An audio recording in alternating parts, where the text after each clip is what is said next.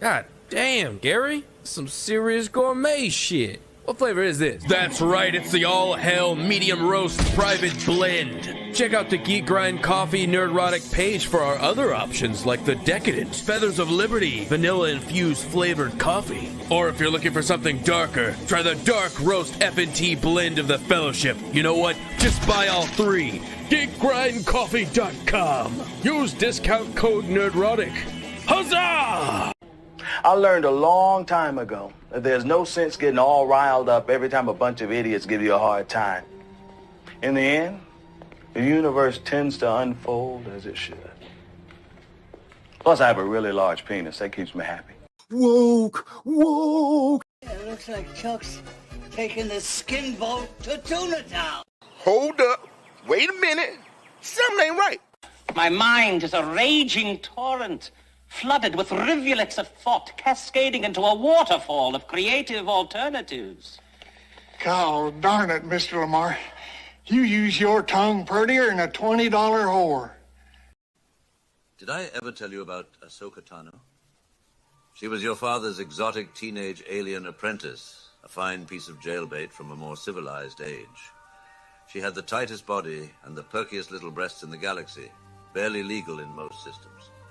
Anakin and I used to double-team her at the end of every successful the Clone Wars, and once in a while we'd even have the entire 500 first run of train. Constant porno, Luke. You'll have no idea. And she was a good friend. So much like your father. Nerdrotic.com.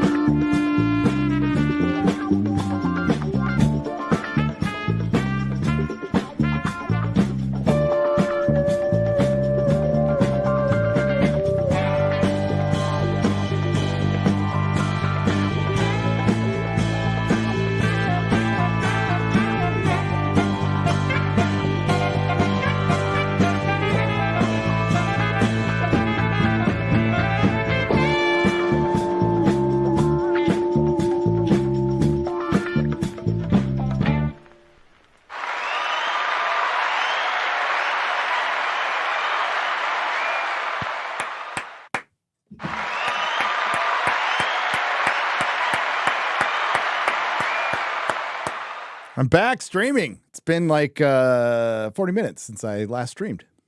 Yeah, you were talking about that classic Bryan Singer movie, Apartment Pupil. I love that movie. I know. That was great. Oh, Ryan. Apartment Pupil. Yes. Good movie. Good movie. Yeah. Kill him. Yeah, well, look, I can't say I haven't made mistakes on streams before, or misspoke, or gotten a movie wrong. So I can't tease Ryan too much. Oh, I've never done that. Yeah, exactly. But no, it was a great conversation. It was awesome. And the thing that made me laugh the most was when you said we're gonna do a short nooner today. It's gonna be 90 minutes, maybe even shorter. I was like, all right, that's great. We'll see. So 2 hours and a half. 2 hours. I'm sorry, audience. I have a lot to do today. Plus, I'm doing something pretty fun and family related. So that cool. too. Welcome to the Nerdrotic Nooner. It's always good to have a nooner. I'm still kind of discombobulated from my trip and still trying to get back in the sync. I completely forgot we did a nooner last week. So well, that explains why you've been like on the Geeks and Gamers daily in the morning. It's just like I saw you show up yesterday and today, and I'm like, oh, are you a new recurring on that? Like, what's going on? And it's got to be so time-wise, your clock is off, right? Like still off. Yes. What time did you wake up today? Oh, early for me, like 7:50. Oh, yeah, that's hella early. Yeah, but my wife had to wake me up, so I asked her to. I asked her to. Well, I've also been very busy watching Buffy. I was supposed to watch Ahsoka last night. I went, oops, I accidentally went to Buffy season 3 and watched the last 4 episodes of season 3. Whoops. Just accidentally. And I watched Ahsoka this morning, partially at the gym. So, yeah, we're going to talk about that. And the WGA strike is over. I know, bad news, but it was going to end at some point, and we can talk about the ins and outs of that, of course. Hello, Chris Gore. Welcome, sir. Hey, man. It's good to be here. Good to be on camera, not sitting at my couch. I got up super early this morning and thought, you know what? I got a new microphone. I got the audience. Also, your audience has complained. Why isn't Gore on camera? And so it's usually because I'm just doing email, sitting at my couch. I'm paying attention to the show. I'm chiming in when I feel like I can contribute something, but I'm kind of working. And I thought I gotta give them their money's worth. I gotta be on camera. So here I am. So we'll see. I need a new camera though. That's the thing. I've got this camera that goes kind of in and out of focus. It's not a cheap webcam, but it's not the best. So, any recommendations for a camera? That's fine if it goes in and out. Sometimes it's just adapting, right? Yeah. I can, there's a cheaper like Canon one that does a pretty good job that I could recommend to you. That's what I need. Yeah. Cause I have a super expensive Sony one that's kind of awesome, but now the Canon one's the one that goes to the UK with me. Cause you will learn, Chris, that we have to bring our stuff with us from now on. I mean, it's just part of the deal. Even if you're on a suitcase for it. Yes. Or 2. Or oh my God. Or more. So you brought the Roadcaster and everything. I did. You just brought the whole setup. Wow. Yeah. I have a travel Roadcaster now and one that stays here. Oh, sweet. Okay. There's a point where it's worth it, especially when you break a Roadcaster on the road. It's like, you need to have that extra one. Yeah. That happens with travel. Hello, Exodus. Go. Hello. I always laugh with that intro. I don't know why.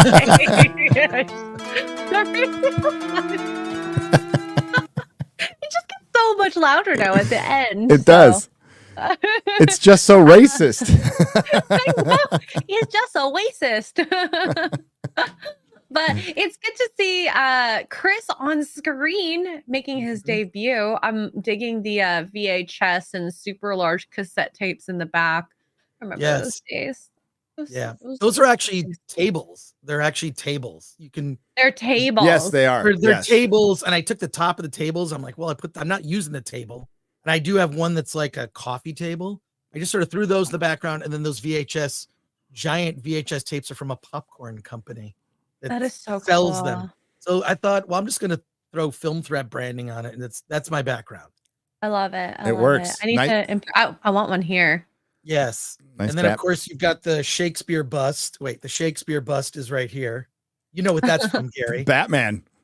Yeah. I mean, that's an actual prop replica. The head pulls back, and it was bootleg. I bought it at Comic-Con in the 90s.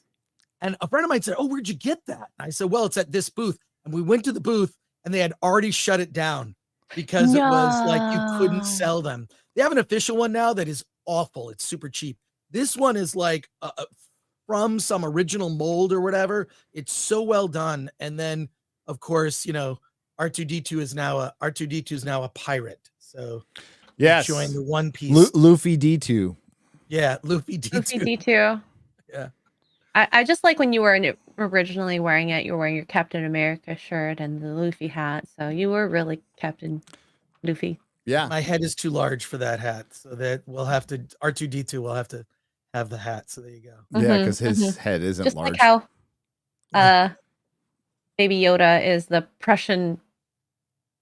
I don't know what ranking that would be with the hat. Oh, yeah. I don't know. Baby Yoda. What are you talking about? Baby Yoda wearing the hat? The hat. Yeah. If Baby Yoda wore the hat, sure, that can happen. Yeah. Why not? Oh, you're the from the whatever podcast. You're I think Chris is seeing it. Prussian? Oh right, yeah. Oh my think it's like god, from I Prussia, love isn't that. it? I love that. Yeah. Mhm. Yeah. I love that. It's pretty awesome. I love seeing you on that show twice a week. It's so great. Hey, I'm a busy girl. I like live stream daily.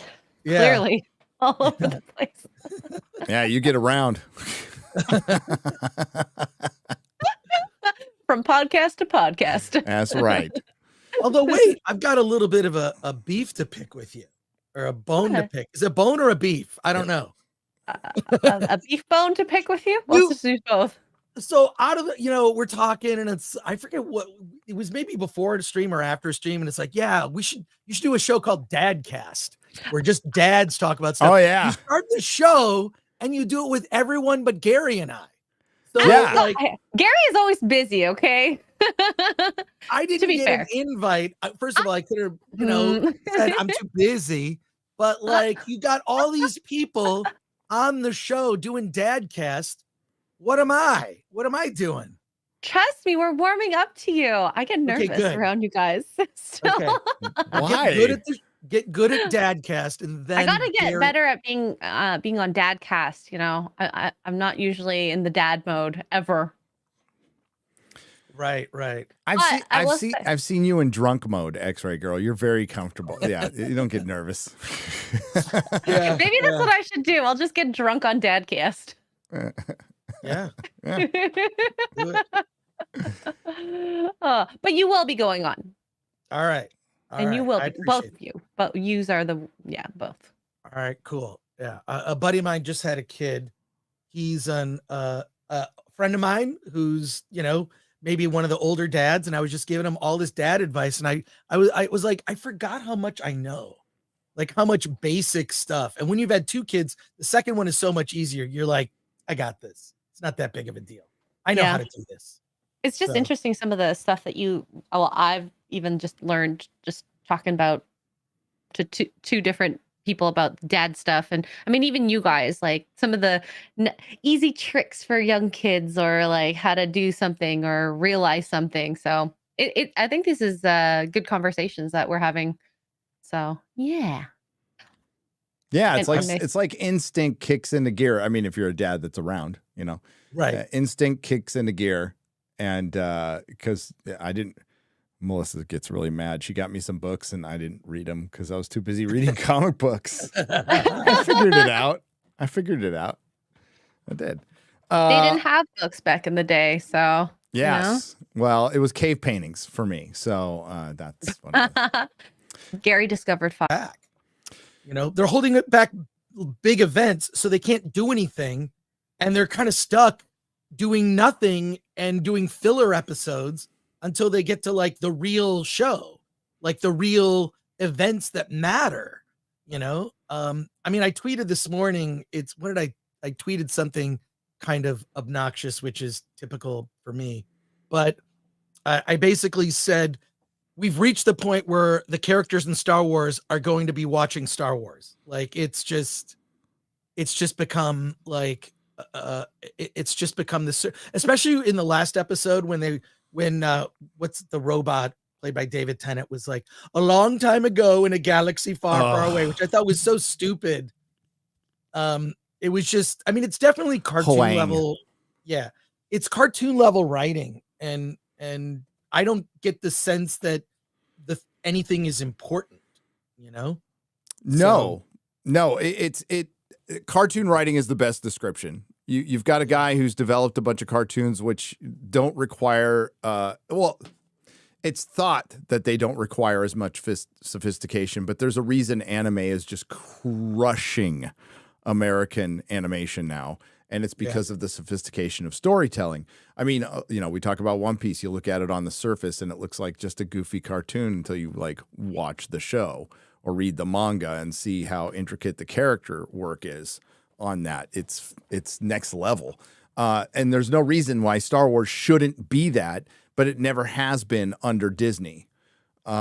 Disney is doing a bad a bad carbon copy of a carbon copy of a carbon copy of a carbon copy of Star Wars. That's what they're doing. They don't know what it's about anymore. They fundamentally changed it by removing, quite frankly, the male energy.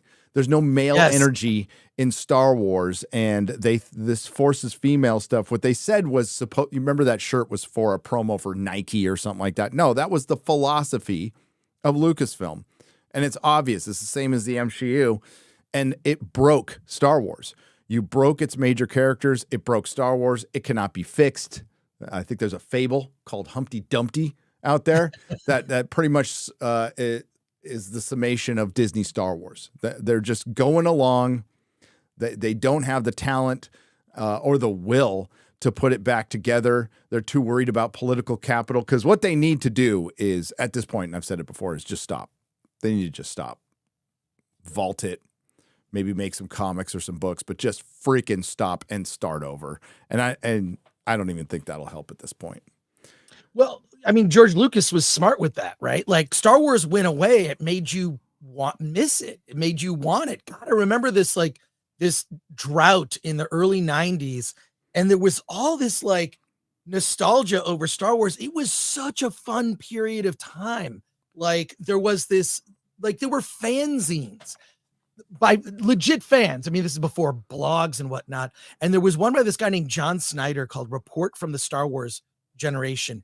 It was such a good zine. I mean, it was like, it reminded me, it had like the attitude of like Film Threat magazine, but it was all about Star Wars and cool stories that you never heard. He would interview people. He'd talk about rare toys. And it was cool because no one was into it. You know what I mean? Like, no one was into it. And I remember just buying those big pulp, there were these giant like toy like collector magazines and newspapers where you'd go through and see like, oh my God, the price of the Return of the Jedi Imperial shuttle is like $300. And that was a lot in the 90s. Yes. So yeah, I miss that. I remember, and I have to dig this up. There was a CD-ROM that talked about how Owen Lars was supposed to be Obi-Wan Kenobi's brother. They were related. It was weird. It was weird. There were like all these different things where Lucas was like trying stuff out and then it wasn't there. Then there was that Shadows of the Empire. I mean, it was a fun period. Owen Lars being his Obi-Wan's brother would have been great. They should have stuck with that. Was it, Obi-Wan's brother, or was it? They should have done that. That would have explained their kind of strained relationship, and he's a Jedi, the other one isn't. It was Anakin's. I don't know. It was a different. They had a different relationship, and you could see Lucas was kind of figuring it out. Like, I don't know what to do. I really feel like he waited too long to make the prequels, and by the time he did, he just was not. He was just out of practice. I don't know. Like, so out of practice. He hadn't directed a film in over a decade, 15 years. Well, since 77. God. So no, 20 years. Yeah. He had not directed a film. Yes. And he hasn't directed very many, to be honest with you. But you're right. After Return of the Jedi, they had the Power of the Force figures go to about 85. And that was it. They had a role-playing game, a couple of video games, some Ewok specials, but generally nothing, until Timothy Zahn's novel came out, Heir to the Empire. And that's really what started ramping things up again. And it took a few years. It took a few years for it to really ramp up into a frenzy until it hit the 20th anniversary, which was nuts.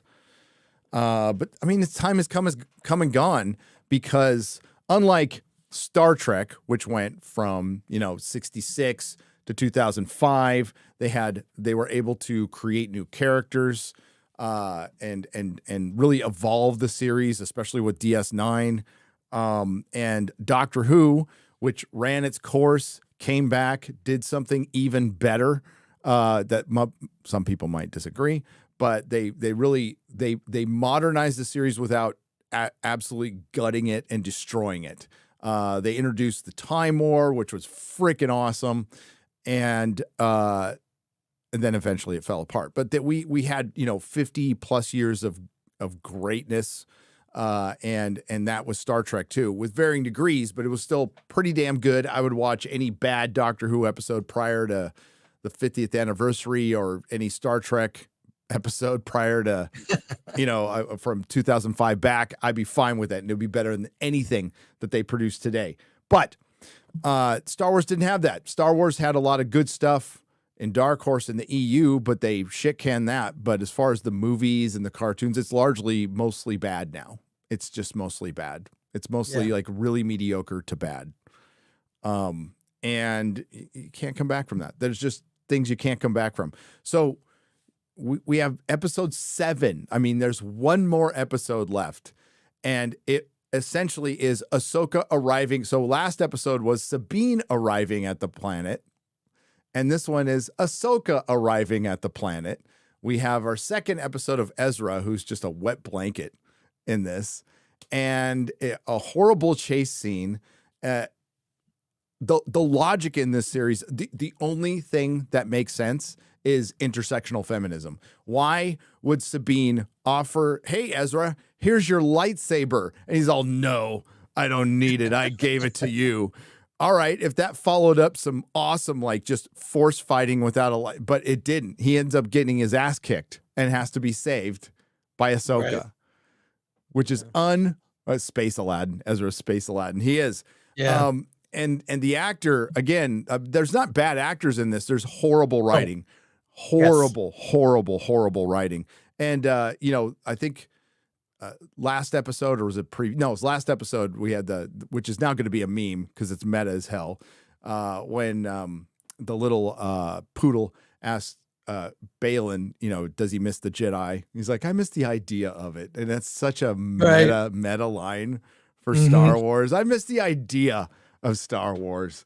But it's all weakness now. And what do we get in this episode? Long, boring conversations that were predictable. Like that last line that Thrawn utters. He's all, they gave up, or they lost something they couldn't afford. And I'm all, time. And I waited a couple beats, and he says, time. It's just like, come on. It's like, God, this is so bad. It's a joke compared to good series like One Piece. It's utterly gets embarrassed by One Piece, and Star Wars doesn't know how to. Disney Star Wars doesn't know how to make television. We've said that over and over again, and we just get this repeated pattern of people get really excited when something comes out, and by the time it ends, everybody's disappointed. Even your most ardent shills and your most ardent fans that are still hanging on end up being disappointed. And this is just going to lead into another series that you're not going to see for a couple of years. That's supposed to branch out and be a Dave Filoni movie. Oh, dude. Can't wait to see that. When is that going to happen? And I feel like there's such a gap between the storytelling, at least when Marvel, and look, we will never get that 10 years and 22 movies telling that saga, the Infinity Saga. We're never going to get something like that again. No. That was so, and we act like they planned it all out. I don't think they planned it all out. I think a lot of it was very fortuitous. They started planning in the middle, and it all led to a place. And a lot of it was, well, this connects to this and this, and we're never going to get something like that. And the thing is, but what was interesting about it is there'd be 2 to 3 Marvel movies a year, and each movie felt like an event, and it felt like you had to see it. Even if it was a character you didn't care about, like Captain Marvel, you had to see it because it fit into everything, right? And now, I mean, with the Marvels upcoming, you will never see a bigger drop between like a movie that did this and then the sequel, or at least what was supposed to be the sequel, a big enough drop. But the point is that there was consistency. It was consistent storytelling, time to digest. There were 2 to 3 films a year with Marvel, and they kept up that pace for a decade, and it's impressive. And with Star Wars, there's such gaps. Are people going to remember? I mean, one of the biggest flaws of this series is the fact that you had to really know Rebels and Clone Wars to be able to get it. Well, guess what? I watched season 1 of Rebels. I watched some of Clone Wars, but I wasn't a devotee because I recognized that both of those series were for children. And I have no problem with that. I mean, there's like, like when they do Muppet Babies is not for me. I like the Muppets when there are more layers, You know, I like old school Jim Henson Muppets when there are more layers. It's like, this is as entertaining to children as it is for adults who understand that there's more going on with the Muppets. Right? Yes. Especially if you watch the old Muppet Show, which I watched as a kid. Now you watch as an adult, it's even better. There really is. Those shows were genius. But, you know, the Rebels show and the Clone Wars show, and look, I acknowledge that I'm sure there are episodes that are more adult, but in general, from the animation style to the storytelling to the writing, it's a kid's show. I'm not going to check in on that. I needed some background to care, and what's missing from the show, and this is why Marvel at its best was so good, some of the best scenes, most memorable moments from Marvel movies involve zero special effects. It's Tony Stark having returned from failure, you know, after Infinity War in Endgame at the beginning, sitting there like emaciated, and him arguing with Steve. There's no special effects. It's two guys talking in a room. And Ahsoka has none of that gravitas. Nothing, because we're not invested.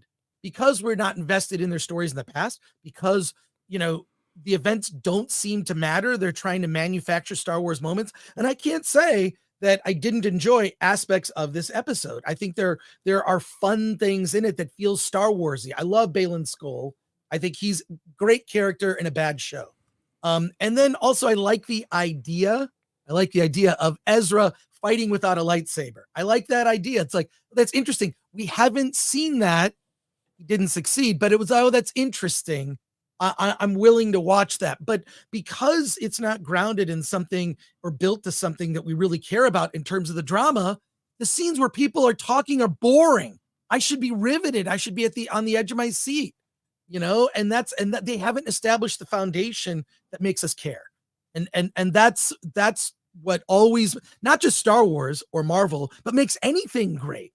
You have to establish something so you care about those people and events. So even inconsequential moments have meaning. Absolutely agree. Every second of your show has to have meaning. There should be no filler in an 8-episode series within your episodes or an episode. If you're back to 25 episode series and there's like just a little filler episode because of scheduling conflicts, or you got to do a bottle episode, you could still get greatness out of that. See Midnight, Doctor Who's Midnight. Wait till you get to that episode. X-Ray Girl. That's a bottle episode. It all takes place in basically a shuttle, and it's absolutely one of the best episodes. That's where you can get the most creativity. I'm going to go back to One Piece. There isn't a second wasted in that show. Not a single 100%. second. And everything gets paid off in a huge way. We were just talking. There's a scene where a dude eats his effing own leg. And it sounds horrifying. And it's one of the most emotional, satisfying scenes. It's not the most, believe it or not, but one of the most emotionally satisfying scenes in the show. Filoni could never pull that off. There's no emotion in this show, and that comes down from the writers and the creatives. And also, you know, the big advantage Marvel had is they were leading up to Thanos. The big disadvantage that Disney Star Wars has is they keep playing around in a timeline where Thanos was defeated back in the 80s. Darth Vader was defeated back in 1983, and people still the meme Vadered going around says everything. It's like you can't go back to him. His story is over. It's gone. They needed to move forward with Han, Luke, and Leia, and that opportunity is gone. Maybe there's some reality somewhere where Disney got the Disney trilogy. And, you know, we talk about they couldn't put Han, Luke, and Leia in a scene together. And I think some people got like literal with that. And they're like, well, that wouldn't have changed anything. The whole point of saying that is that's the bare minimum they could have done, and they didn't do it. What people wanted, what people expected when we heard Han, Luke, and Leia were back on board for Star Wars is we were going to follow all three of them through 3 movies, and we were going to finally see peak Luke, which we never saw. We never saw peak Jedi Luke who could bring down a Star Destroyer with the effing Force.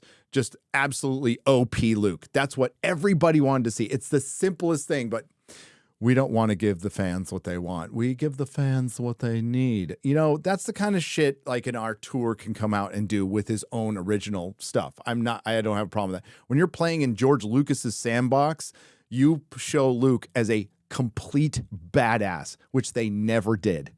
They never is. It is the biggest failure in cinematic history, and it was such a layup. I really want to know what went into the thinking behind the story concepts for The Force Awakens. Everyone, it's very popular to say Star Wars died with Last Jedi.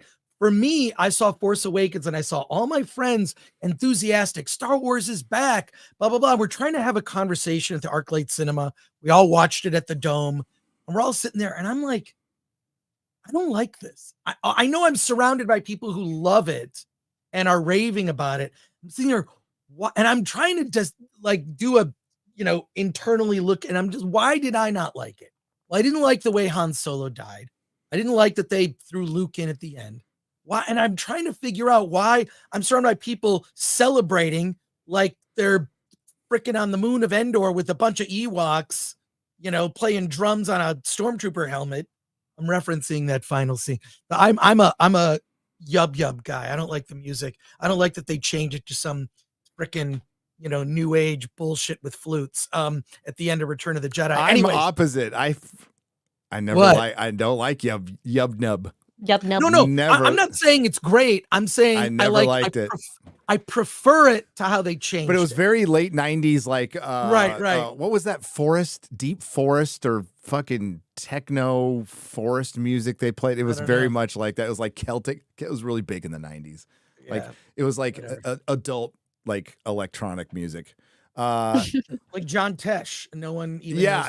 It's not you. It was I still better than Yub Nub. Okay. No, but I'm saying I prefer it because that's how I remember it, and then they change it. It's like all the changes. I'm sure you've watched the Superman, the Donner cut, and I don't mind that they fixed a lot of the things in the Donner cut of Superman. Well, there's the Donner cut of Superman 2, but they made changes to the first Superman. Yeah, right. I like the TV version. I like that big long version. There's so much more Krypton in it. Krypton. Oh, do you have a crystal that came from Krypton? I think I do. It's downstairs. That's I great. do. It's great. I'll show it on the next one. Yes. Yeah. But like what I don't like the changes that they made is that they changed some of the sound cues. So my memory, I watched that movie so much. Empire, the Wampa scene, they changed the pacing and sound cues of that. I hated it. I'm like, oh my God. When Luke is, getting the music cues to where he's using the Force to get his lightsaber gets jacked up. And now entire generations don't even know, like the timing of that editing was so perfect and they jacked it up. That none of those improvements improved anything. They changed it by a certain percent. And there's a theory, I don't even know if this is accurate or not. There's a theory that Lucas changed the original Star Wars movies to block Marsha Lucas's ex-wife from getting, residuals and money from it. Because if you change it a certain percent, it's a new work. So you're making money off the new work, not the old work. So the people that did the old work don't get paid for the new work, whatever. I don't know how true that is, but I do know I've seen clips of Lucas talking about, like, when you go through a breakup, you just don't even interact with it. And you're sitting here going, oh my God, he's talking about his ex-wife, but he was actually talking about Disney. Have you seen that clip? Yeah, I put it in one of my videos. Yeah, I feel a couple sad weeks for ago. him. Yeah. I feel sad for him. Like, something, to me, George Lucas is now a tragic figure who is one of the most creative people of our time. Him along with Spielberg, Walt Disney. Walt Disney gets no respect anymore. Steven Spielberg, like Gene Roddenberry, these creative giants. Who are the creative giants of the future? It's corporations capitalizing on old IP because they can't come up with something new, because it always comes. And you were talking about this actually earlier, when Ryan basically Ryan made a confession that Anakin has made more videos than he has. Yes. Well, no, it was Anakin made more videos than Jeremy. More than you yelling, that's right. Then That's Jeremy, right. that's what it was. So apparently in Ahsoka, Anakin made 20 videos for Ahsoka to train. So they brought back Anakin in this episode, and he looks like a 40-year-old, 20-year-old. And like That's he did LA. that's LA, to be honest with you. Yeah. I mean, to be real. He looks like a have you seen Seth Green lately? I saw a picture. No, I haven't. No. Yeah, he looks like a I wanna- 50-year-old, 16-year-old. Oh, wow. It's really bizarre. Oh like, when my God. like, Yeah. Look, when you're dressing like you used to in the 90s, you know, and look, I still have t-shirts that I had from the 80s. I've got like a t-shirt collection of prized shirts that were sent to me by people, or like I have, like, you know, so I get it, but I don't wear those necessarily. Only if not if I'm going out in public, that's for sure. So yeah, here's a shirt I won't wear in public. I wore this. Anakin comes. Yay! Yes. Chrissy gave that to me. So there you go. I have a Simcast shirt. I have a Film Threat shirt. There you go. Maybe I'll get it. Maybe we'll get Dadcast shirt since we created it. Yeah, where's and then Dadcast? X-Ray Girl stole it. I don't care. I'm like, that's a good idea. Someone should do that, but not me. You know, It's so unusual for Asians to steal stuff and repurpose it. Oh yeah. That's gonna The get lettering just slightly different. Where have we seen that before? Yeah, everything you buy on Shein Louis and Temu. Vuitton instead of It's the Alibaba version of the Dadcast. Oh my God. I order stuff from Temu. I feel terrible when I do it. I feel guilty. I got that hat. I got that R2, the hat that R2 is wearing on Temu. It's anime. They don't call it One Piece. They call it like cartoon hat or something. Well, they can't. Yeah. Yeah. Well, it's like all our pirate cartoon hat. all my Yeah. like my Blade Runner 1/6 scale is like Robot Hunter. Right. Yeah, that's fine. And Deckard. Warrior of the Wasteland is my Road Warrior 1/6 scale. Oh, it's so good. Sweet. It comes with the dog. It's freaking I'm looking at it right Oh, now. the He's dog. next to Conan, Red Sonja, Trump, and the Godfather. I have them all in one second. I'll take a picture of it. Of it. Wow. Trump that's is awesome. Trump is sitting in the Godfather's chair too. Oh wow. Jeremy would be proud. Okay, so yeah, they remember buried Anakin. C-3PO shows up in this episode to speak for Leia.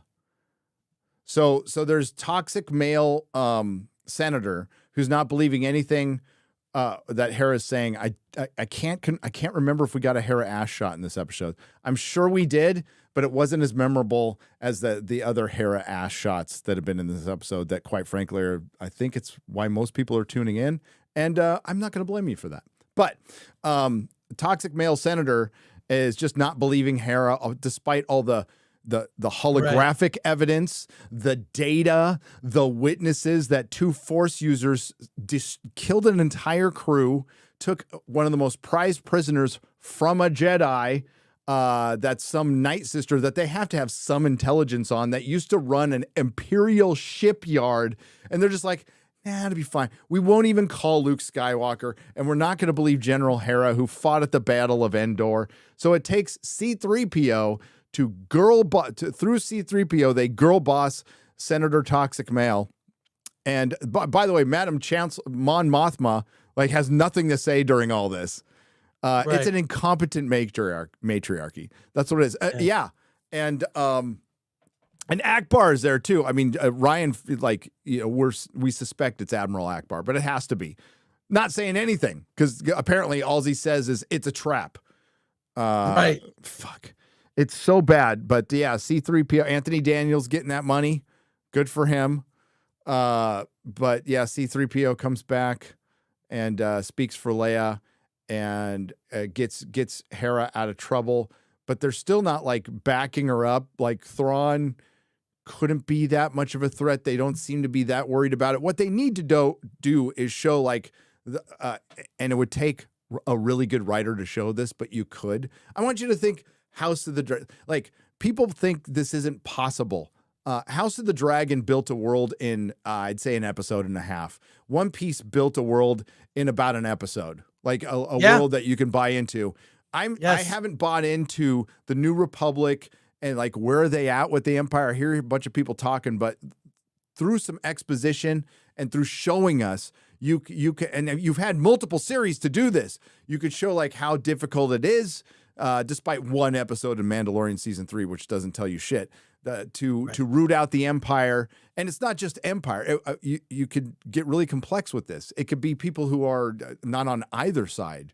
You could have pirates, the black market, a different political philosophy. Maybe you can base it on post-World War II and maybe create some kind of a Cold War with somebody else. Like, and that's where, you know, other evil factors can come in. There's a million ways you could have done this, but they didn't choose one of them. They just chose, hey, let's be Star Wars about Star Wars, jangle some keys, and we'll have long pauses between dialogue where you can go drop a deuce and come back and you won't miss anything. And then we'll just talk about ourselves and lead into next product. That's it. That's what Star Wars is. And people are still clapping for this. There's always going to be somebody. You know what? Love what you love.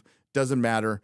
But just know that the thing you love is been dead for a long time and you are cheering on a corpse that's being defiled.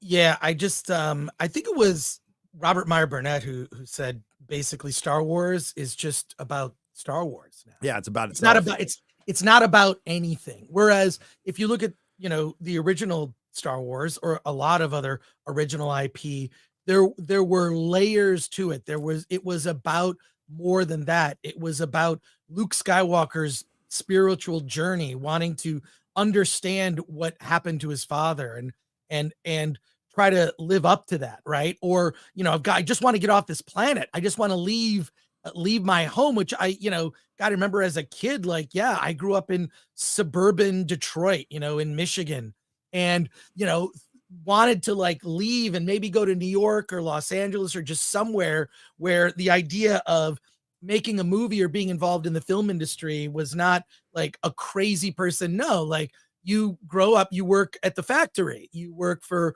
Ford or Chrysler or GM, and that's what you do. And I wanted to do different things. I wanted to, you know, take a different path. And I think a lot of people felt that way. You want to kind of leave your home, and that's the hero's journey, right? Leaving home and then coming back the conquering hero, which is Return of the Jedi. So, I mean, what is this about? It's not, and also character drives story. I don't know in a way like who is, and there's some interesting arguments about this. Like if you look at Star Wars Episode 1, who is the lead character of Star Wars Episode 1? Well, it's Jar Jar. Because Jar Jar is the character that goes through the hero's journey. All these other characters are just, it's an ensemble piece. Is Anakin the lead? Not really. Qui-Gon, no. Obi-Wan, no. Padme, no. You can successfully argue that the Joseph Campbell hero's journey, all the beats fulfill the character of Jar Jar. I just think that like Lucas was obsessed with that and getting it right and making a Buster Keaton type of character that just sort of, you know, was involved in impossible accidents where he always came out okay. And he was just, and I don't hate Jar Jar like a lot of people do. I think the big problem with Jar Jar is screen time. There are just as many weird, comedic, stupid things. I mean, if C-3PO had as much screen time, C-3PO, the gay butler of Star Wars, he's a gay butler. He is.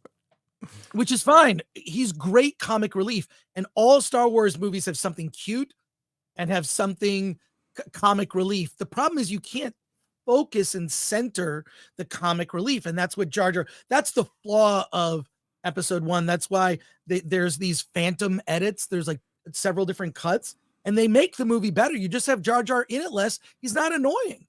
He's actually like a good comic relief.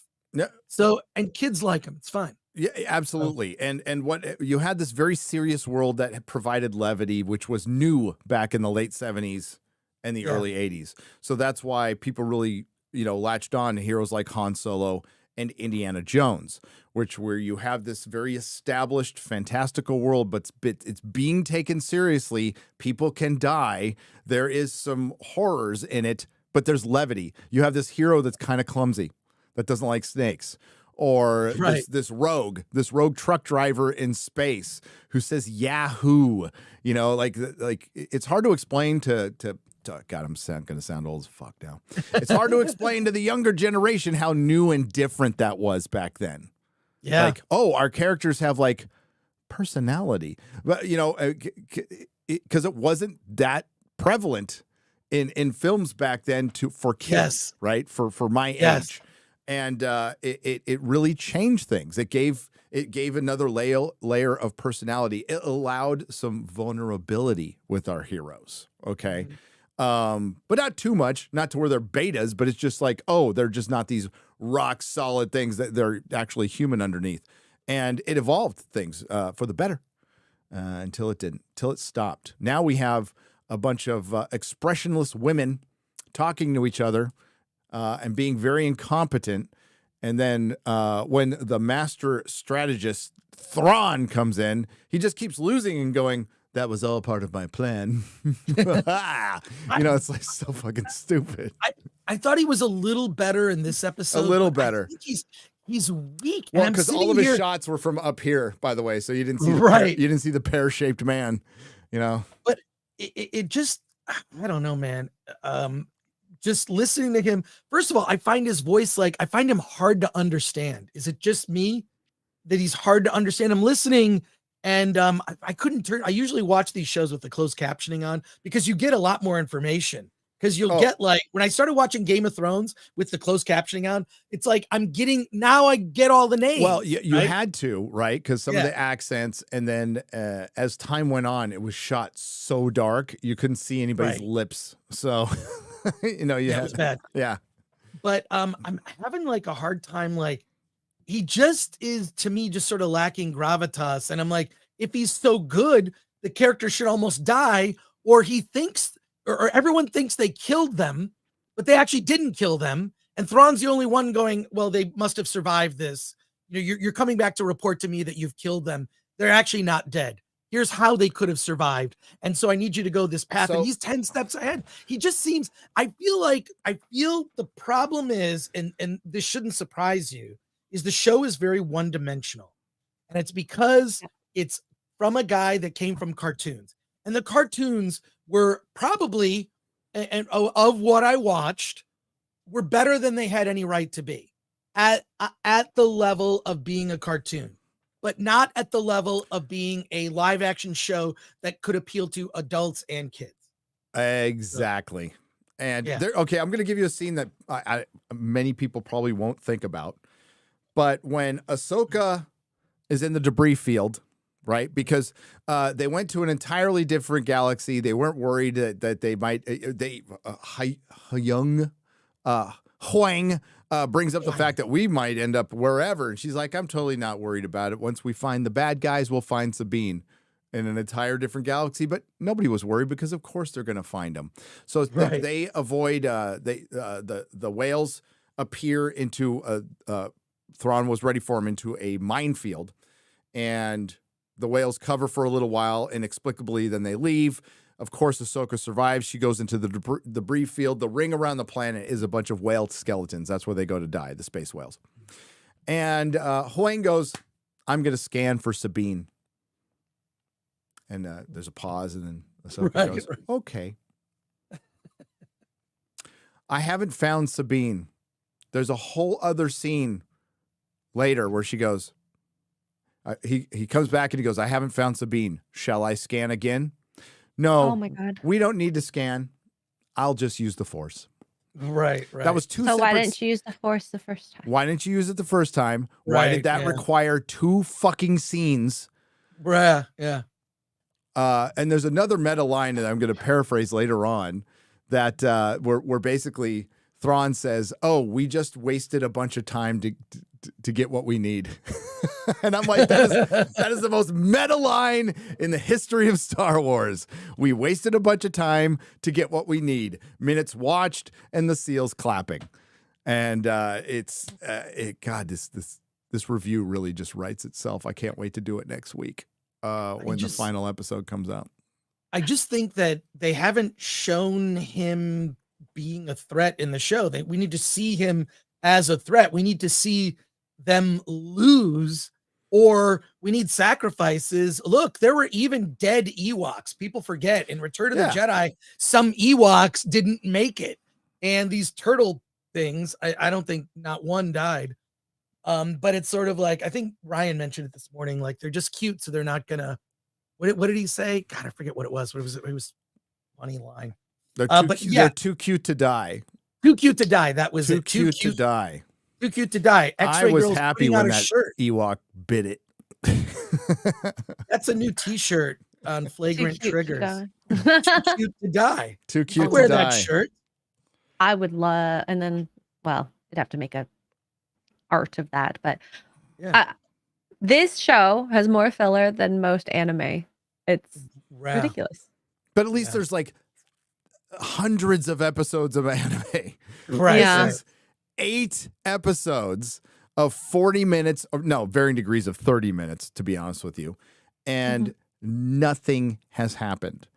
I can walk away and not miss anything. And you have a show to compare it to right now with One Piece, where it's so dense. I would say a quarter of an episode. No, well, I'll be nice. A third of an episode of One Piece has more character and plot development and world building than the entirety of Ahsoka. Yeah, that's not hyperbole. That's a fact. You already, like, you have an established antagonist, an established protagonist, you have established sub-characters, you have the crew pretty much put together by the end of the episode. You know exactly what they're after. They get one of the things they're after. They come together at the end, and Garp, they kind of pay that off later on at the end, and, we fought off the first boss, and there's more to come. We've gotten a couple of bosses in Ahsoka, and they haven't done shit. Right. I compared Balin to the Sphinx in Mystery Men. So you've watched Mystery Men. So Balin's the Sphinx in Mystery Men. That's what he is. Great character, doesn't say anything, doesn't do anything. Love Ray Stevenson, rest in peace. It looks like he's going somewhere. Something's calling to him. We've heard that for 4 episodes now, and we got no payoff. It's mystery box bullshit. It's more mystery box bullshit. That's what it is. Hail Opla. And it looks like, I don't think his character is going to die. They're not really building to that. They're building to something more. That might even be in the movie, right? Like, are they going to do an Ahsoka season 2? Or are they going right to the movie? Because I not that I'm impatient, but like, can you just go somewhere? At least we knew or anticipated with Marvel, they were building to Thanos. And then it was a 2-parter, and it was great. It was great. I mean, you could, there's a lot to nitpick, which is fine. That's normal, but they were building to something. I don't know where. Yeah. They're building to do you want to put up the tweet? Pull up the tweet I put up. We'll play a clip. I'll tell you exactly what they're building to. They confirmed it, in my opinion. All right. Breaking Disney trilogy. Yeah. If you could pull that up, please. 1 second. And play the clip. Uh-oh. Here we go. I'm still trying to process everything you told me. The Empire was defeated. Battle of Endor. The Emperor died. That's what people say. I'm still trying to process everything you told me. That's what people say. That's what people say. Yeah. Oh my God. Oh no. The below that, Master of the TDS, where it's like Ray, like old man Luke with titty milk. Oh my. Because she's supposed to be the Obi-Wan of that movie. Right? Yeah, it's supposed to be like 15 years later or some shit. I don't know where don't believe any plot leaks. They haven't even started writing the Ray movie. They were like getting it together when the writer strike started. So they haven't written shit. And but all roads lead to Jake, which will lead to Ahsoka being the most important thing in Star Wars. It will lead to somehow Palpatine returning in the Disney trilogy. It cements the Disney trilogy. They've been telling us this pretty much from day one since The Mandalorian came out, when Jon Favreau, I'm paraphrasing what he said, hey, we got some time to fill up to the Disney trilogy. They're going to cement it. They're not going away from it. And this is a retarded move. This is an absolutely retarded move. It is unquestionable now that the Disney trilogy were failures. They failed with Star Wars. Sure, they made a few bucks that started to decrease as time went on, but the movie budgets went way up. And dude, I talked about this years ago, right? To the lead up to the Rise of Skywalker. I was hearing from legit people that this thing is costing like $500 million to make. They did so many reshoots and they were shooting on the fly. And remember, Jar Jar didn't want to be involved in this in the first place. They had to talk him into it. And he had to retcon all this freaking Rian Johnson shit. And he did it poorly. It was a fucking awful movie. And it was a mess. It was a mess of a shoot. You brought up that it's the one Star Wars movie that they didn't make a book of the making of Rise of Skywalker. Yes. Yeah. No, they didn't. They do these, like, what is it? There's the guy. I know. Correct me if I'm wrong. J.W. Rinsler? Yes, J.W. Rinsler. So he's done these incredible behind the scenes books about all of the Star Wars movies, but they didn't do them about the prequels. And my understanding is that the behind the scenes of The Force Awakens was a mess. That they were making decisions at the last minute. There was a character that was like a sheriff that was supposed to be a prominent character that was completely cut out, yet there's an action figure of this character that was released on Force Friday. How do I know this? Because I went to Force Friday. It was the one time I went and I'm like, and it was when, it was at a Target, I believe I went to. And they sort of escorted you in after midnight. They were bringing in people like 10, 20 at a time. And they walked you down to like, here's the aisles where the new Star Wars stuff was from The Force Awakens. And I remember thinking to myself, I don't want to buy any of this crap. Like, I don't want any of this. I want to see the movie first. I don't know what any of this means. Because I remember when they did that with Toys R Us with episode 1, and I bought everything. I literally was going in buying 12-inch this and that and whatever. And it was, I went a little too hard into the prequels thinking it would be awesome, but man, what, the figures? I did too. Yeah, I did too for episode 1. Remember Aura Singh? Yes. Oh, I had the 12-inch of Aura Singh. There's a huge box of Aura Singh, and she's like in it for like 3 seconds. You know? She's in it for 3 seconds. But a cool kid. This was the beauty of George Lucas's. He had throwaway ideas that would just be in the background that, like, you could imagine a whole story. I mean, look at like the screen time of Boba Fett in the original trilogy. It's nothing. You know, like it's nothing. And that's what was the beauty. And there's nothing like that. There's nothing in the background that spurs the imagination, right? There's like, to me, that's what was the problem with current, and this is with a lot of writing for anything fantasy, is that in lieu of having budget to show everything, what writers used to do is make you imagine things that they couldn't do. So for example, in the first Star Wars movie, they're having a meeting on the Death Star, and they mention that the Emperor has wiped away the Senate. And I'm thinking to myself, one, there's a Senate, and two, there's an Emperor, and the regional governors now have direct control over their territories. Fear will keep the local systems in line. Fear of this battle station. Like, so they created an entire world in my head that I didn't see. Yep. They don't do this in Star Wars now. They show you everything. They don't. They could have said, you know, well, General Solo is off doing this, or like whatever. Like, there's just so much.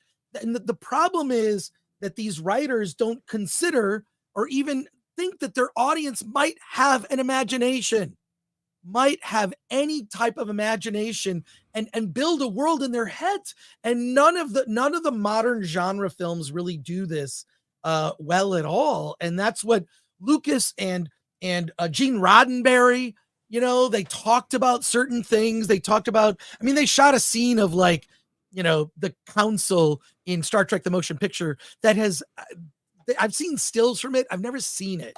You remember what I'm talking about, Gary? Yeah, I've never seen it either. I've never seen it, but I've seen stills of it. It looked kind of bad. It looked like the cantina scene, but like with really dumb looking aliens. And that didn't make the final cut, didn't even make the director's cut, and never been seen. There's so much of Star Trek, you think about it, that we haven't seen. Yes, a ton of it. And Doctor Who, we don't know his name. Right. I love that. I love that certain things are kept mysterious. I don't need things over explained. I can use my imagination. I mean, and also I would argue that part of the reason we're still talking about Star Wars is because of a scene in the first Star Wars with Alec Guinness where he explains what the Force is. Yep. It's no special effects. It's just a guy talking, and he delivers it with such gravitas, such weight, and it's something that is spiritual and you can relate to. You can relate it to any religion, any earthly religion can it can has some meaning in this, that it resonates to today.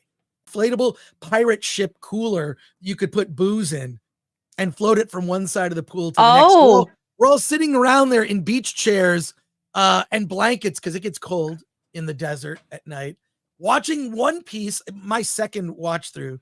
And it's awesome. That show, everything matters. Inconsequential moments mean something. They all mean something.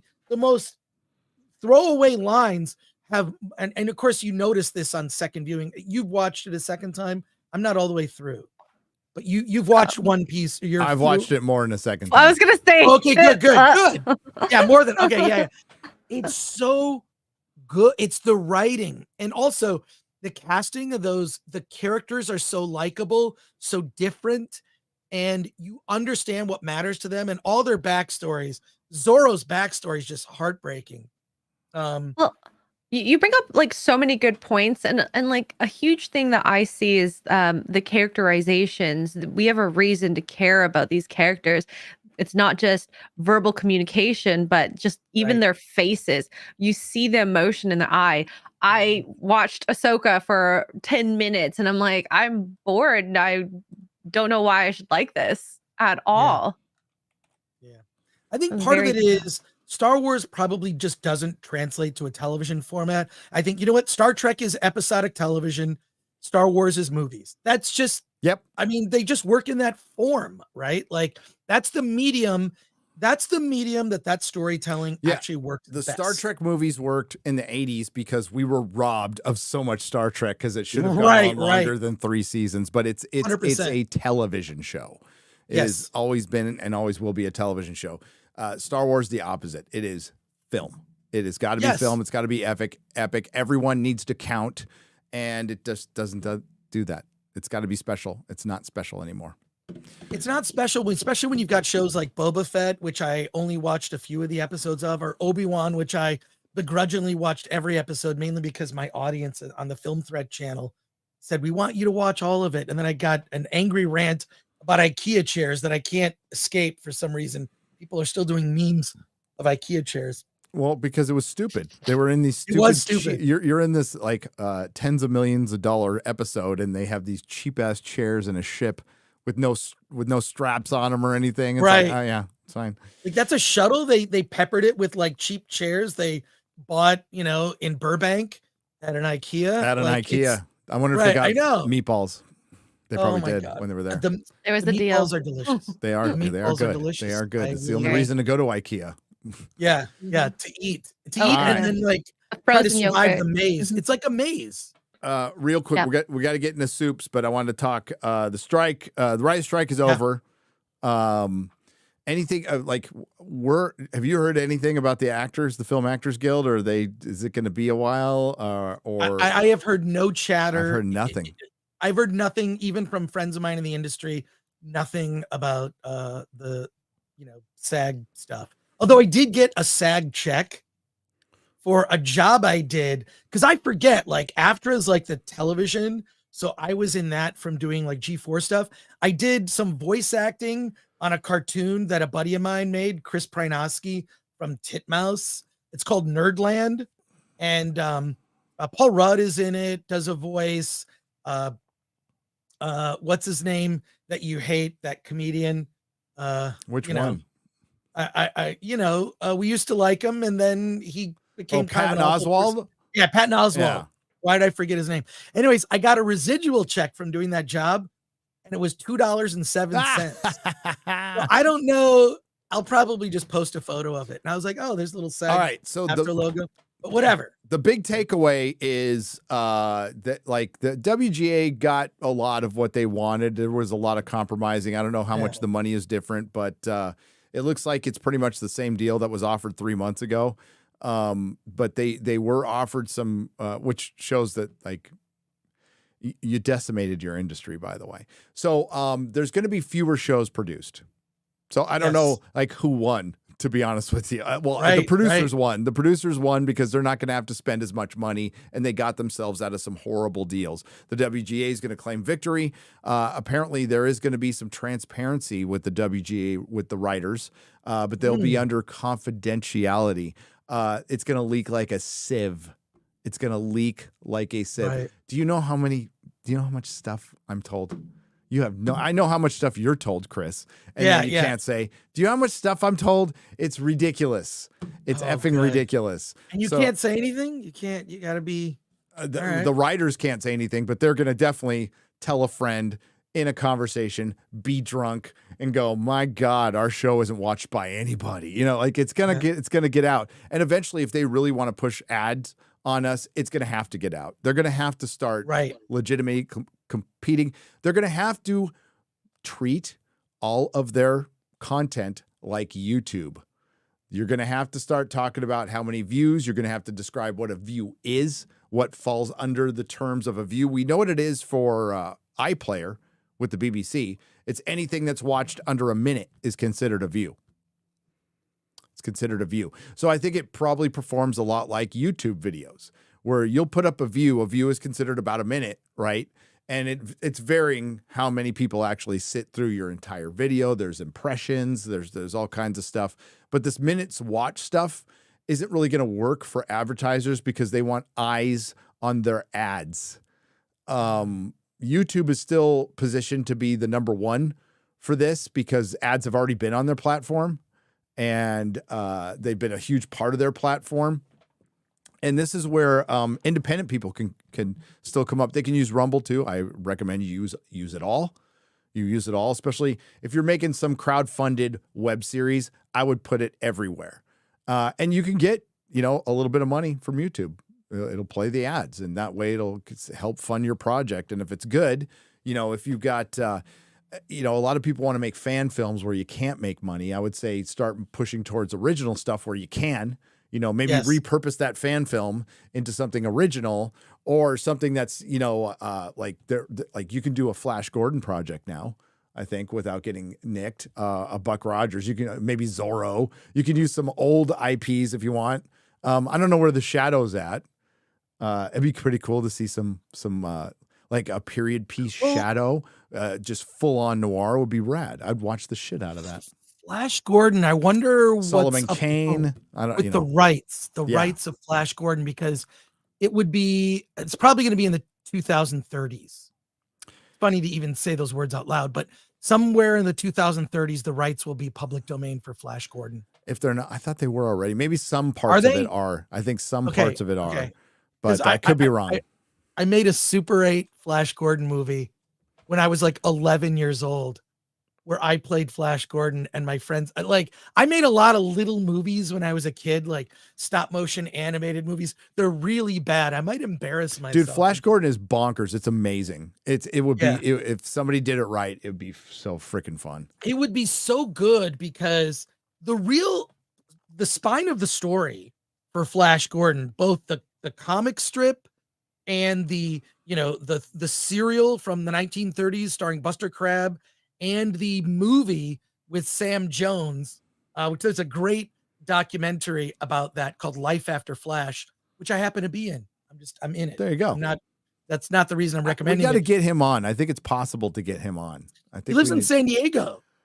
He's in San Diego. Oh, he's a homeboy. All right. Yeah, dude, you can reach out to him. I met him and got to talk to him I went to a screening of Life After Flash, and he was there at the after party, the nicest guy on the planet. He's always at conventions.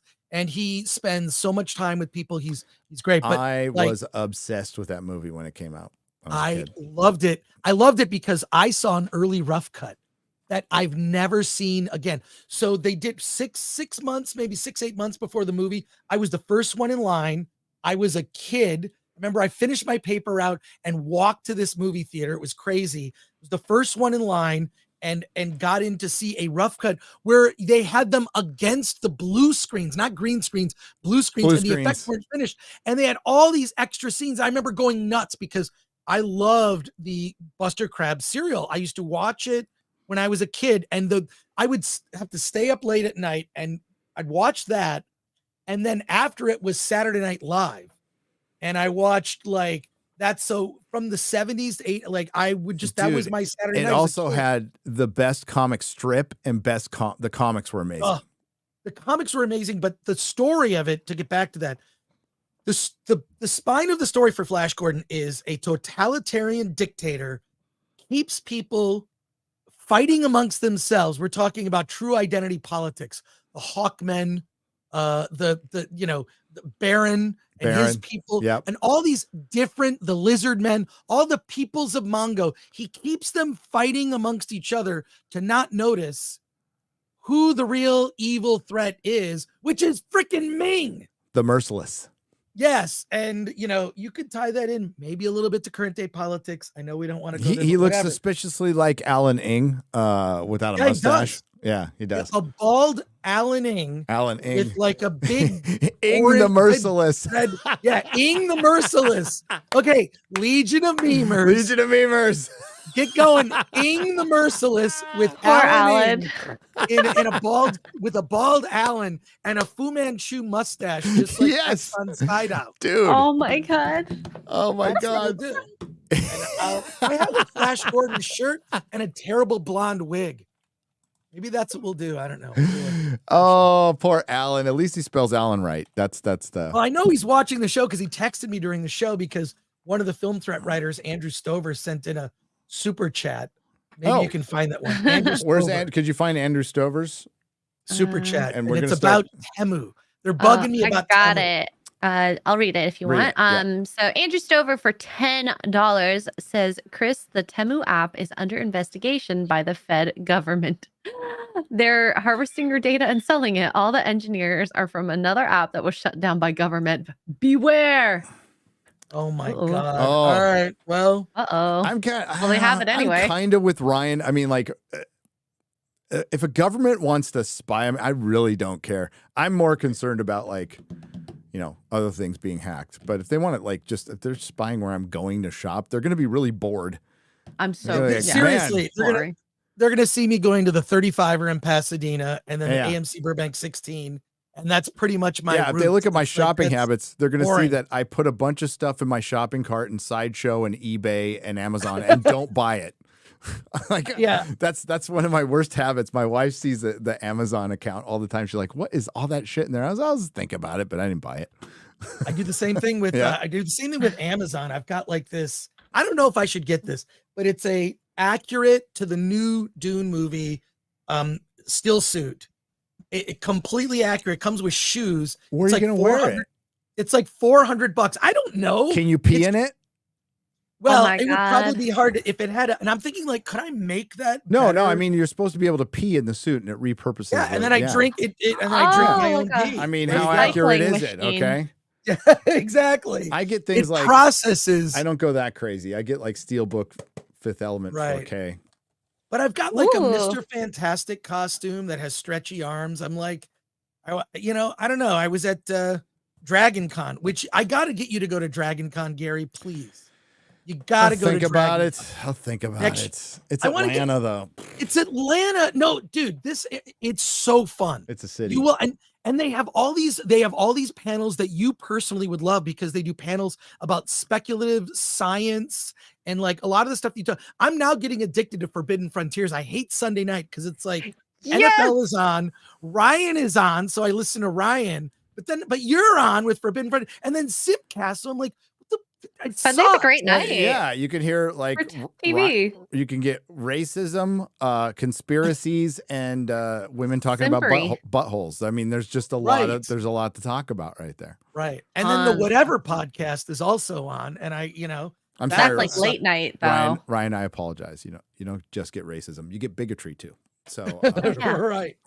Well, speaking of Ryan, for 20 British pounds or euros, Euros. Writer's strike is over. Just in time for Jar Jar Abrams to pirate another classic from my childhood, Krull. Is this guy trying to remake every movie since silent films? Yeah, I think that's the only thing people will let him touch because his star has fallen. One of the deals that Warner Brothers was able to get out of was Jar Jar Abrams. They canceled the deal. Now they have the opportunity to pick them back up after the strike. I'm guessing, Chris, not many.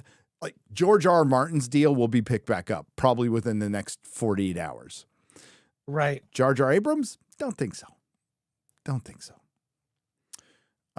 George had ample time to finish the WGA strike was time for George to finish the book, and he didn't. I doubt he barely wrote on it. A Marcellus for $50. The most disrespectful thing that the sequels did was that Luke and Leia died overdosing on the Force. How the hell does a Skywalker, let alone the children of the Chosen One, die from using the Force too much? Jar Jar Abrams and Rian Johnson and hacks. Matthew Hammond for $20 on the Streamlabs side. Batman the Animated Series and early Pixar movies grab people of all ages and that hold up today. It is like executives have forgotten what good storytelling is and are more worried about checking boxes. Is there not one executive that realizes this? I think they do. I just don't think they have the will because they've let so many activists in that they are way more worried about being called a racist, a white supremacist, or a bigot than actually producing something good that would drown that out in a second. I mean, some people went after One Piece. What's there to complain about One Piece as far as diversity or anything? But they tried. IGN said it was too faithful to source material, but that's IGN. They're retarded. So, Ezra, I had to leave the galaxy. Sabine, I couldn't make you stay. Ezra, the Empire was defeated and the Emperor died. Sabine, that's what people say. Okay, I'm not going to sing it. From Taker610 for $20. That's what people say. Woo!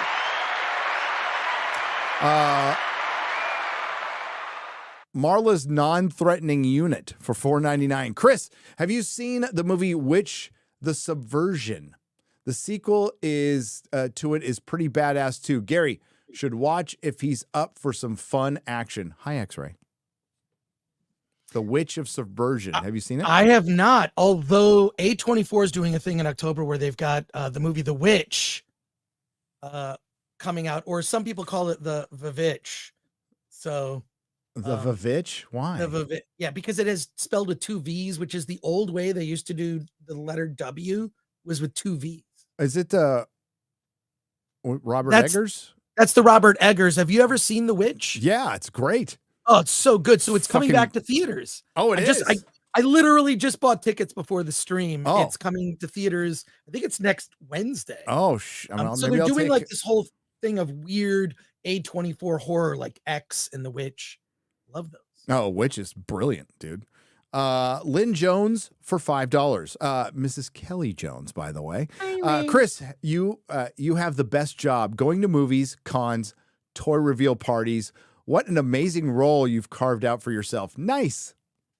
Yeah, I just wish I had more time to. I'm working on, like you None were of talking us have about time. No, but George R. R. Martin, like he could have used the time during the reaction to the pandemic. I'm not going to call it the pandemic anymore. I'm going to call it our reaction to the pandemic. Yeah, I agree. That's more accurate description because we chose to react a certain way. I think we could have been smarter, and I hope that we actually admit some wrongs and learn some lessons. Not to get too political. I get bugged by people for that. Like, it's like, look, it just comes up organically. I don't remember talking about politics so much, but I didn't remember It's it not being political. thrown. They made the pandemic political, but now hindsight has proven to us that it wasn't political. Both sides were very much about keeping us locked down and making lots of money through corporations and lobbyists who grease their palms to ruin our small businesses. Well, no That's not surprise. political. That's what fucking happened. Well, no surprise. I'm angry about it. It affected friends of mine Yes. directly and their small businesses, including you, Gary, your Yep. wife and her business, and among other friends of mine, people who this place called Edwin Mills, the Equator. We got to go to this restaurant, really great restaurant in an alleyway in Pasadena. I know the owner, Teddy. He was just like, he pushed back. He went to the Pasadena City Council. He got their health department to say, we're not following LA County rules. Like, he was one of the guys that stood up and said, this is nonsense. I'm just going to do outdoor seating and we'll have our whole staff will be wearing masks, but we are going to remain open. And they did. And I went there. God, I went there almost every other day during that summer, just like to support his business. And so I just know too many people who were affected. Wait, what was my point? I got away. I don't know. What was the beginning? Was it related to Star Wars? And I went off on about your best job. Oh yeah. Okay. So yeah, so during it, I finished Attack of the Doc and then released it. There's another documentary that I actually finished, but it needs more work. We'll talk about that another time. I know what you're talking about. I want to shoot it before the end of the year. So it's I just wish. The problem is I've got all these different jobs. So Film Threat, the website, that's a job, right? Then the YouTube stuff, that's a job, right? That's a whole other job. And then making movies is a whole other, making movies and then releasing those movies and having them make money. That's a whole other job. So I just wish I had more time, but thank you for that. I do feel very fortunate. And my butler, oh wait, I don't have a butler. It hasn't made me rich, but I'm very happy. Let's just say that. Exactly. I'm in the same boat. And that I couldn't ask for more. And then I see friends of mine who have lots of money. And I'll just say this, just knowing what I know and having lived enough life, I'll say that money does not equal happiness. It just doesn't. I was going to say you're rich in other ways. I think you've had an enriching life with lots of experience and happiness. So I feel very fortunate and very lucky. You know, I've been dealt some bad cards here and there, but I don't let it define me. And I don't position myself or think of myself as a victim in any form whatsoever. I just deal with the cards I'm dealt, and that's it. And that's what everyone should do. Yep. You know, just deal with it and, power through. It makes you stronger. Let's get through as many of these as we can in our very short time left. Yeah, you got to run, Gary. Yeah, Tricky for $10. I see a Chris Gore. Hail. Cheers. Malakot63 on the Streamlabs side for $10. Hail, I live across the street from Flying Colors Comics in Concord. Oh, yeah. Flying Colors is great, man. And my wife and I were shopping next door, and a 10-year-old came out of there with 5 one-piece books and the biggest smile on his face. Cool to see the audience is getting into it, too. That is good. Hang on. I have to check something because my brain is farting. That's pretty cool, though. So yes, Joe Field. I'm like, why am I blanking on Joe Field's name? I know Joe. So Joe Field created Free Comic Book Day. He's the creator of Free Comic Book Day. But I know Joe. Love that. Joe's a good dude. Joe's a good dude. That's a good shop. It's been around for a long time. Hey, Gary, after a long time, I finally started reading Claremont X-Men from Giant Size X-Men 1, and it's been a blast so far. Also, looking for a bunch of other stuff to jump into. TASM, The Amazing Spider-Man, Fantastic Four, Excalibur, and New Mutants. Got some catching up to do. Yeah, the new shit sucks. Go out and buy the omnibuses. It's actually worth it. You can get them for like $100 or under. And start with Daredevil. Get Daredevil Volume 1. Work your way up. Diego Salazar for 1,000 Argentinian pesos. Imagine if Disney hadn't repeated the plots of the OG trilogy and the sequels, even with the EU scrapped. If The Force Awakens started with Luke in exile with Rey, who is the last surviving Padawan? The Last Order is looking for her. He knows why, but keeps the secret. that'd be all right. I still wouldn't like that. I want to see. I would have rather have seen something from outside the galaxy come in. It didn't even have to be Sith. Just bring in a new fucking villain. Have you seen Star Wars Theory did a thing where he reacted to someone using AI with artwork and a story, completely remade the sequels, and it's all centered on Han, Luke, and Leia. And I got chills watching some of it. It's this AI generated. I can find the links and I'll DM you later, Gary. Yeah, DM me later. But they even used AI to mimic Mark Hamill's voice, who then narrates the story. And I'm sitting here going like, yeah, it's a little bit fanficky, but it's better than what we got. Better than what we got. Better than what we got. Oh, I'm watching boy. this going like, I'm sitting here getting chills going like, holy, this would be amazing. That would be really cool. And it actually builds up this drama, and there's like, and it does, it actually remakes the Star Wars sequel trilogy using AI. Cool. By the way, can I show you a dumb thing I got on Temu, and you can feel free to judge? Okay. Okay. I don't know if you can see this that Wait, well. It's an infinity ring. Oh my goodness. It's going to give your finger cancer. My finger will be green in a day, but it's literally, and it says mind, power, soul. I know we got to read a couple more here. Chris Benoit.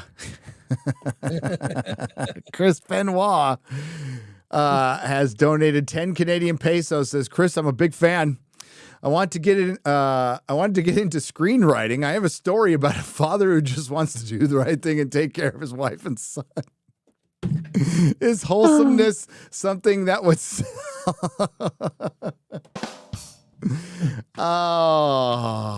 maybe a documentary? Well, I mean, that's dark. To be serious for a second, there are two sources I always recommend to aspiring writers, because I have people try to send me their screenplays. Please do not send me your screenplay. Do not send me your story ideas.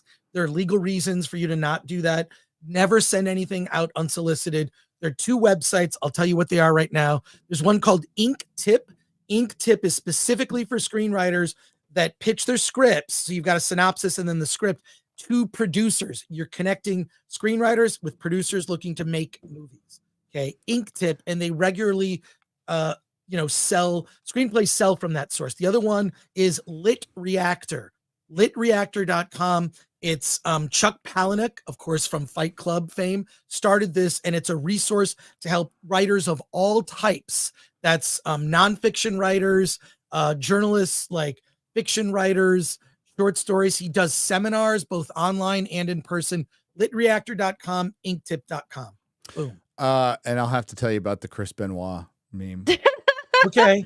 Tell me. Don't worry. Oh, wait, I think I know what that is. Yeah. And I don't want to remember it. You don't. Job thought for $10. The new Star Wars trilogy should have started with Vader setting up some evil Sith thing in the past that he can't destroy before he dies, so that Luke has to fix and destroy it from an older age. That sounds better. Grimek for $5. Hail, Gary. I showed my 10-year-old Tombstone last week, and he says to his friends all the time, I'll be your Huckleberry. That's awesome. I'm going to take my kid to Tombstone soon. Eric K for $5 because he's getting into Westerns. It's great. Chris, you have a beef disagreement. You pick a bone problem, says Eric K for $5. DRT is King for $10. Yesterday was the 22nd anniversary of the airing of Star Trek Enterprise yesterday. So it's been 22 years since Enterprise. Damn. And Google is 25 years old. You want to feel old? Google is 25 years old. I have this hot take that I like Enterprise more than TNG, but I have a faith of heart wish got that 5th season in 06. It's not better than TNG. It's not. It's not. Somebody said Voyager was better than Deep Space Nine. I think I can't remember who it was. You're high. Don't smoke crack. Japanese Demon Lord says, history Vikings are famous for robbing and looting. Netflix, we need black actors in this show.